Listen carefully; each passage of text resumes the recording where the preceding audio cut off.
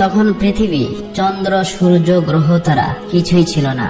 একাকী মহান আল্লাহ রাব্বুল আলামিন, সমগ্র বিশ্ব জগতের প্রতিপালক মহান আল্লাহ তাআলা কলম সৃষ্টি করে কলমকে আদেশ করলেন, হে কলম তুমি লেখো। এই আদেশ পেয়ে কলম বলল, হে আমার রব আল্লাহ রাব্বুল আলামিন, আমি কি লিখব? আল্লাহ রাব্বুল আলামিন বলল, তুমি আরশে মুহাল্লায় কলেমা তৈয়্যিবা লেখো। এই আদেশ পেয়ে কলম 400 বছর ধরে লা ইলাহা ইল্লাল্লাহ লিখতে থাকলো। যখন 400 বছর অতিক্রম করলো, তখন আল্লাহ রাব্বুল আলামিন আবার কলমকে জিজ্ঞেস করলো, হে কলম তুমি কি লিখছো বলো। কলম বলল, হে আল্লাহ তাআলা, আমি তো শুধু লা ইলাহা ইল্লাল্লাহ লিখেছি। তারপর আল্লাহ রাব্বুল আলামিন বলল, তুমি কলেমার শেষ অংশ লেখনি কেন? কলম ভয়ে কাঁপতে কাঁপতে বলল, হে আমার রব, আপনি পাক পবিত্র, আপনি এক অদ্বিতীয়, আল্লাহ ছাড়া তো কোনো উপাস্য নেই।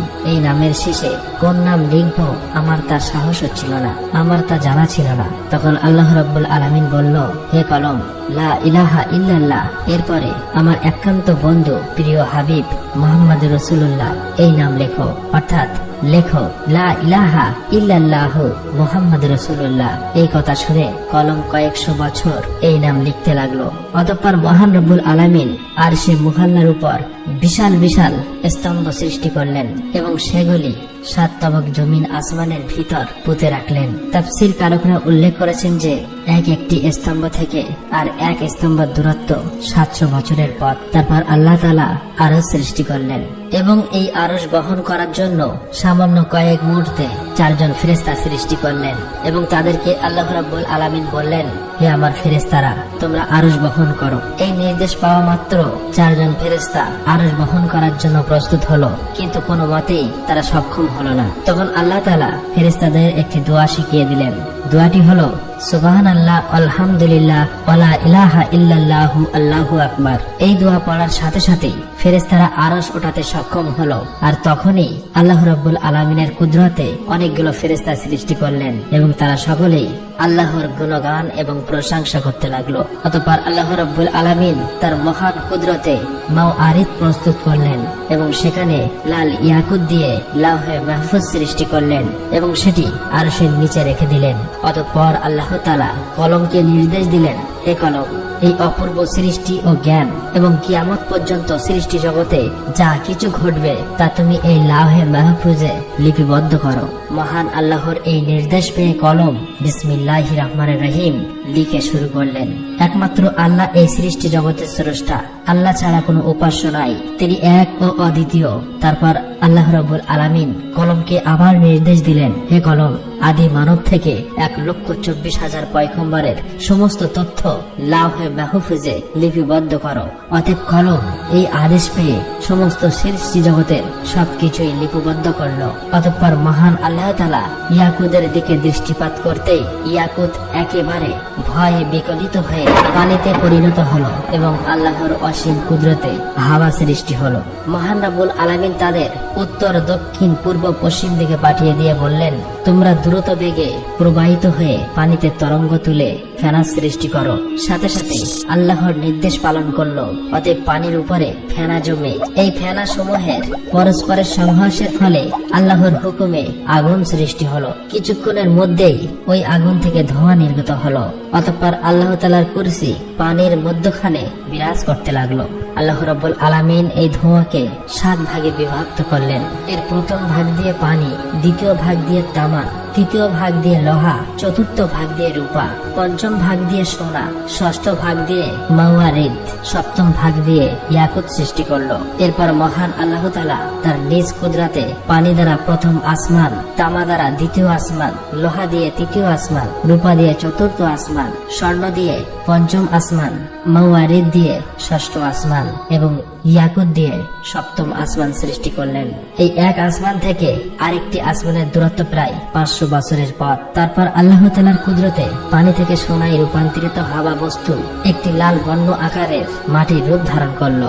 তখন আল্লাহ রাব্বুল আলামিন 4 ফেরেশতা হযরত জিবরাইল আলাইহিস সালাম, হযরত মিকাইল আলাইহিস সালাম, হযরত ইসরাফিল আলাইহিস সালাম, হযরত আজরাইল আলাইহিস সালাম ফেরেশতাকে 4 দিক থেকে টানতে বললেন। আল্লাহর নির্দেশ পেয়ে তারা সেই আদেশ পালন করলো করলো এবং সাথে সাথে সুবিস্তৃত জমিনের রূপ ধারণ করলো। অতঃপর আল্লাহ রাব্বুল আলামিন মাত্র 6 দিনে আসমান, জমিন, চন্দ্র, সূর্য, গ্রহ, তারা, এই বিশ্ব জগৎ সমূহের যা কিছু আছে সমস্ত কিছু সৃষ্টি করলেন। তারপর সহস্র বছর পর আল্লাহ রাব্বুল আলামিন ধোঁয়াবিহীন অগ্নি সৃষ্টি করে তা থেকে জিন জাতি সৃষ্টি করলেন। জিন জাতির মধ্য থেকে একজন নবী পাঠান, তার নাম ইউসুফ। আল্লাহ তাআলা সেই নবীকে শরিয়াতের বিধি বিধান শিক্ষা দেন এবং তাদের দুনিয়ায় প্রেরণ করেন। এভাবেই চলছিল জিনদের জীবন। কিন্তু বহু বছর পর আল্লাহর বিধিবিধান ভুলে সমস্ত জিনের দল পথভ্রষ্ট হয়ে পাপাচারে লিপ্ত হলো। তখন ইউসুফ নামের ওই জিন সকলের উদ্দেশ্যে বলল, হে সকল জিনের দল, তোমরা আল্লাহকে ভয় করো, পাপাচার থেকে ফিরে এসো। তোমরা কি ভুলে গেছো আল্লাহ এক, অদ্বিতীয়, আল্লাহ ছাড়া কোনো উপাস্য নেই? অতএব তোমরা তওবা করে সৎ পথে ফিরে এসো এবং আল্লাহর বিধিবিধান মেনে চলো। কিন্তু এই সকল জিনের দল তার কথা শুনল না, সকলেই মিলে তাকে হত্যা করলো। এদিকে সকল ফেরেশতারা বলতে লাগলো, হে আল্লাহ, জিনদের দল দুনিয়াতে পাপাচারে লিপ্ত হয়ে ফাসাদ সৃষ্টি করছে এবং হত্যা করছে। আল্লাহ রাব্বুল আলামিন অসীম দয়ালু, আল্লাহর দয়া সীমাহীন। ফেরেশতাদের এই কথা শোনার পর তিনি জিনদের পাপের শাস্তি প্রদান না করে পুনরায় একজন পয়গম্বর পাঠালেন, কিন্তু তিনি সফল হতে পারলেন না। মাত্র কিছু সংখ্যক জিন তার হেদায়েত মেনে সৎ পথে প্রত্যাবর্তন করলো আর সকলেই পথভ্রষ্ট হয়ে গেল। এভাবে প্রায় 36,000 বছর সময়ের মধ্যে জিনরা বহু সংখ্যক পয়গম্বরকে হত্যা করে ফেললো। অতঃপর আল্লাহ রাব্বুল আলামিন ফেরেশতাদের বলল, তোমরা যাও, যারা পাপাচারে লিপ্ত তাদেরকে শাস্তি প্রদান করো। আল্লাহ রাব্বুল আলামিনের এই নির্দেশ পেয়ে ফেরেশতারা কোটি কোটি জিনদের শাস্তি প্রদান করলো। কেবলমাত্র যে সকল ঈমানদার জিন পাপী জিনদের ভয়ে বনে জঙ্গলে পাহাড় পর্বতে গুহায় বসে আল্লাহর ইবাদতে মগ্ন ছিল, তারাই ফেরেশতাদের হাত থেকে রক্ষা পেল। ওই সময় ফেরেশতারা লক্ষ্য করে দেখলো একটি কম বয়স্ক সুন্দর বালক জিন একাকী দাঁড়িয়ে আছে। তার নাম ইবলিশ। তাকে দেখে ফেরেশতাদের অন্তরে দয়া মায়া উদয় হলো। তখন ফেরেশতারা বলল, হে আমার রব, হে মাবুদ, এই বালক জিনটি অসহায়, তার প্রতি আমাদের অনেক মায়া লাগছে। আমরা কি একে নিয়ে আসমানে লালন পালন করব? ফেরেশতাদের অনুরোধে আল্লাহ রাব্বুল আলামিন তাকে আসমানে নিয়ে আসতে অনুমতি দিলেন। ইবলিশ ছিল তীক্ষ্ণ স্মৃতিশক্তি সম্পন্ন। সে একবার যা শুনতো চিরদিনের জন্য তা মনে রাখত।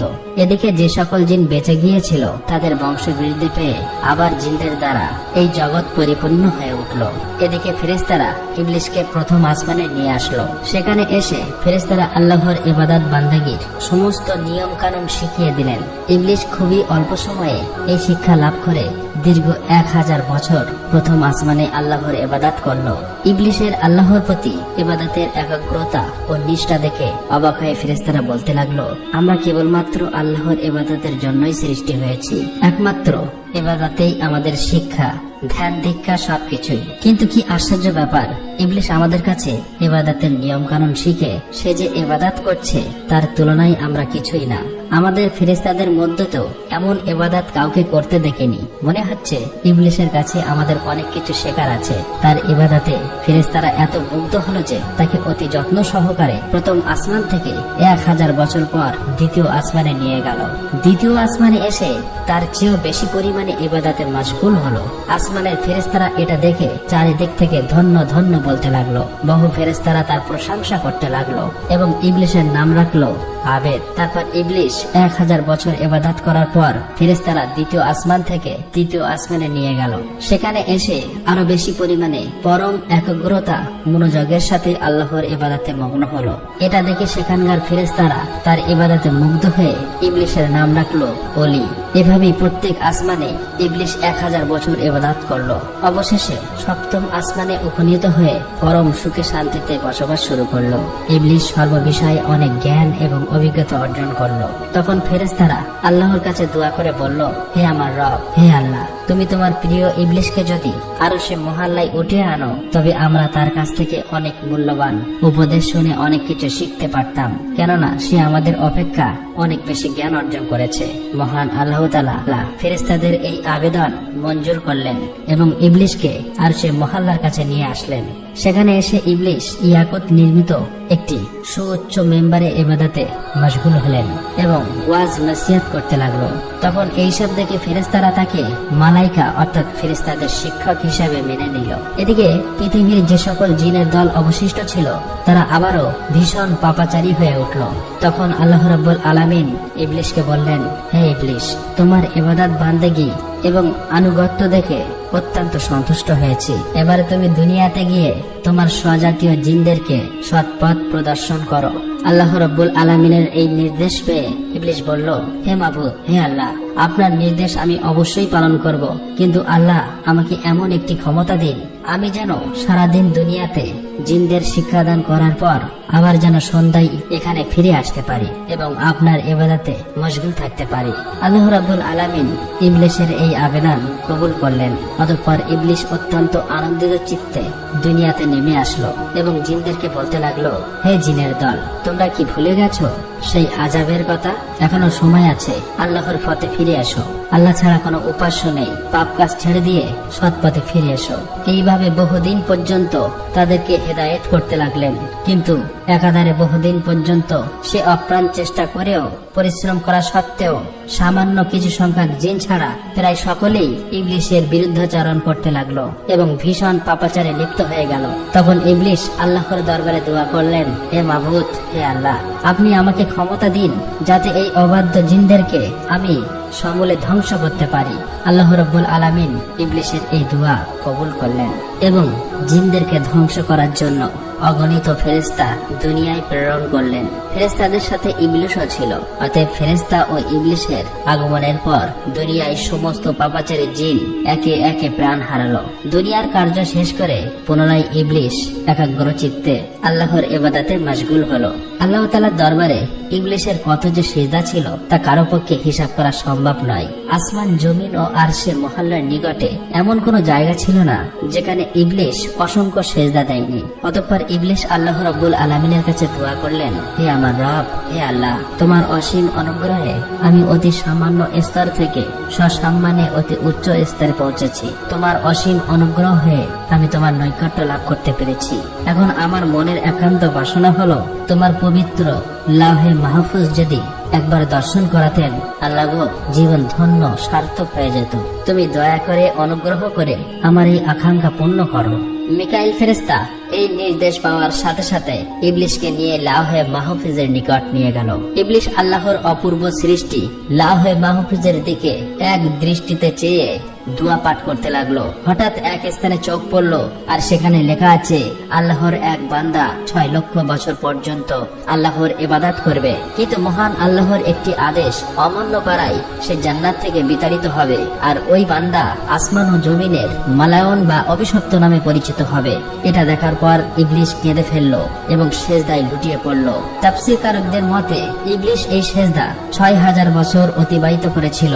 6000 বছর পর ইবলিশ মাথা তুলে দেখতে পেল তার সিজদার জায়গায় লিখিত রয়েছে, লাআনাতুল্লাহি আলা ইবলিশ, ইবলিশের উপরে আল্লাহর অভিশাপ বর্ষিত হোক। এটা দেখে ইবলিশ আল্লাহর কাছে দোয়া করলো, হে আমার রব, এই ইবলিশকে আমি তাকে যথাযথ শিক্ষা দান করি। তার জবাবে মহান আল্লাহ তাআলা বললেন, অচিরেই তুমি তাকে দেখতে পাবে। এই কথা শুনে ইবলিশ সেখানে দাঁড়িয়ে 1000 বছর পর্যন্ত পাঠ করলো, লাআনাতুল্লাহি আলা ইবলিশ, অর্থাৎ ইবলিশের উপর আল্লাহর লানত বর্ষিত হোক। এখানে উল্লেখ করা প্রয়োজন, তখন ইবলিশ এই নামে পরিচিত হয়নি। এরপর আল্লাহ রাব্বুল আলামিন ইবলিশকে বললেন, হে ইবলিশ, বলতো যে বান্দা আমার অশেষ অনুগ্রহ লাভ করার পরেও আমার হুকুম অমান্য করবে তার কেমন শাস্তি হওয়া উচিত? জবাবে ইবলিশ বলল, হে আমার রব, মহান আল্লাহ রাব্বুল আলামিন এমন অকৃতজ্ঞ ব্যক্তির কঠিন শাস্তি এবং অভিশাপ বর্ষিত হওয়া উচিত। তখন আল্লাহ রাব্বুল আলামিন বললেন, তোমার এই কথাটা এক টুকরো তক্তিতে লিখে তোমার কাছেই রেখে দাও, পরে তা কাজে আসতে পারে। অতঃপর এই ঘটনার বেশ কিছুদিন পর হঠাৎ একদিন ইবলিশ মনে মনে ভাবতে লাগলো, এখন ফেরেশতাদের জগতে, জিনের জগতে এমন কোন ফেরেশতা ও জিন নেই যে আমার চেয়ে বেশি শিক্ষা লাভ করেছে। এখন ফেরেশতাদের থেকে আমার প্রভাব অতুলনীয়। আমার প্রভাব, প্রতিপত্তি ও ক্ষমতার সাথে মোকাবিলা করার মতো আর কেউ নেই। আমার মনে হয় মহান আল্লাহ রাব্বুল আলামিন সৃষ্টি জগতের পরিচালনার দায়িত্ব একমাত্র আমাকেই দিতে পারে। এই ঘটনার বেশ কিছুদিন পরেই আল্লাহ তাআলার একদল ফেরেশতা লাহে মাহফুজে একটি লেখা দেখতে পায়, খুব শীঘ্রই একজনের উপর আল্লাহর লানত বর্ষিত হবে। এই লেখা দেখে সমস্ত ফেরেশতাদের দল ভয়ে থরথর করে কাঁপতে লাগলো। তারা বলতে লাগলো, না জানি কে ওই হতভাগা যার উপরে এই দুর্ভাগ্য নেমে আসবে। সকল ফেরেশতারা দুশ্চিন্তায় পেরেশানি হয়ে কাঁদতে কাঁদতে তাদের ওস্তাদ ইবলিসের নিকট হাজির হলো। ইবলিস তাদেরকে দেখে বলল, কি ব্যাপার, তোমরা সবাই এমন করে কান্না করছো কেন? তখন ফেরেশতারা বলল, ওস্তাদ, লাউহে মাহফুজের ওখানে লেখা আছে একজনের উপর আল্লাহর লানত বর্ষিত হবে। আমরা এই চিন্তায় এবং ভয়ে কান্না করছি। ওস্তাদ, আপনি আমাদের জন্য দোয়া করুন যাতে আমরা আল্লাহর লানত থেকে রক্ষা পেতে পারি। ইবলিস ফেরেশতাদের এই সমস্ত কথা শোনার পর মুচকি হেসে আল্লাহ তাআলার দরবারে দোয়া করলো, হে আমার রব, হে দয়াময় আল্লাহ তাআলা, তুমি এই ফেরেশতাদের কারোর উপর লানত দিও না। আল্লাহ রাব্বুল আলামিন সাথে সাথে ইবলিসের এই দোয়া কবুল করলেন। অতঃপর এর কিছুদিন পর একদিন ইবলিস আরশে মুআল্লার একখানা তাকঠির উপরে উজ্জ্বল নূরের হরফে একটি লেখা দেখতে পায়। সেখানে লেখা ছিল, আউযু বিল্লাহি মিনাশ শাইতানির রাজিম, অর্থাৎ বিতাড়িত শয়তান হতে আল্লাহ তাআলার নিকট সাহায্য প্রার্থনা করছি। এই লেখা দেখার পর ইবলিস অত্যন্ত বিস্মিত হয়ে আল্লাহর নিকটে জিজ্ঞাসা করলো, হে আমার রব, কে সেই পাপিষ্ঠ শয়তান যাহা থেকে রক্ষা পাবার জন্য তোমার কাছে প্রার্থনা করার কথা লেখা আছে? আল্লাহ রাব্বুল আলামিন বললেন, অতি শীঘ্রই তুমি তাকে চিনতে পারবে। এদিকে বিপর্যয় সৃষ্টিকারী জিনদের থেকে জগৎকে মুক্ত করার পর আল্লাহ রাব্বুল আলামিন ঘোষণা করলো, হে আমার ফেরেশতারা, জমিনে আমার এক নতুন খলিফা সৃষ্টি করব। এই ঘোষণা শোনার পর সমস্ত ফেরেশতার দল আল্লাহ তাআলার কাছে বললেন, হে আমার রব, হে দয়াময় আল্লাহ, আপনি কি এমন প্রতিনিধি সৃষ্টি করতে চান যে জমিনে ফাসাদ রহাজানি সৃষ্টি করবে? এর আগে যেমনটা হয়েছিল, আমরা তো আপনার পবিত্রতা ও প্রশংসা করি। তখন আল্লাহ রাব্বুল আলামিন বললেন, নিশ্চয়ই আমি যা জানি তোমরা তা জানো না। অতঃপর আল্লাহ রাব্বুল আলামিন জিব্রাইল আলাইহিস সালামকে আদেশ দিলেন, হে জিব্রাইল, তুমি যাও, জমিনের উপরি ভাগ থেকে এক মুষ্টি মাটি নিয়ে আসো। জিব্রাইল আলাইহিস সালাম এই নির্দেশ পেয়ে তখনই জমিনে নেমে আসলো। যেখানে বর্তমানে কাবা উপস্থিত, সেখানেই সর্বপ্রথম এক মুষ্টি মাটি নিতে চাইল। কিন্তু জমিন বলে উঠল, হে জিব্রাইল, আমার নিকট থেকে মাটি নিও না। এই মাটি থেকে আল্লাহ রাব্বুল আলামিন তার যে খলিফা বা প্রতিনিধি সৃষ্টি করবেন, তাদের সন্তান সন্ততি শাস্তিযোগ্য হবে। আমি অসহায় মাটি, আল্লাহর শাস্তি ভোগ করার শক্তি আমার নেই। এই কথা শোনার পর হযরত জিব্রাইল আলাইহিস সালাম মাটি না নিয়ে ফিরে আসলেন। এরপর একে একে মিকাইল, ইসরাফিল সকল ফেরেশতাকে মাটি আনার জন্য সেখানে পাঠানো হলো, কিন্তু তারা সবাই এভাবে মাটি না নিয়ে ফিরে আসলো।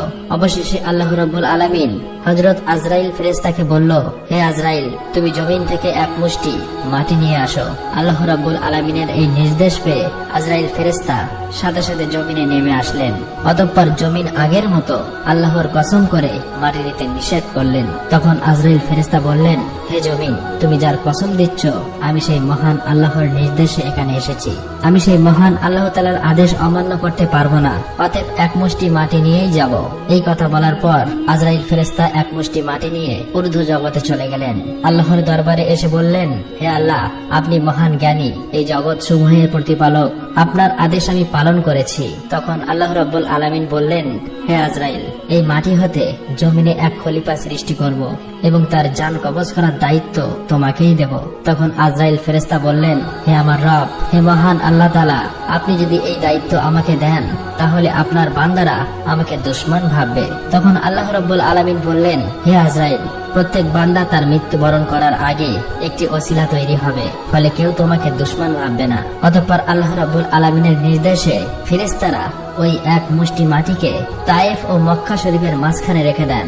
তখন আল্লাহর রহমতের বৃষ্টি তার উপর বর্ষিত হয়।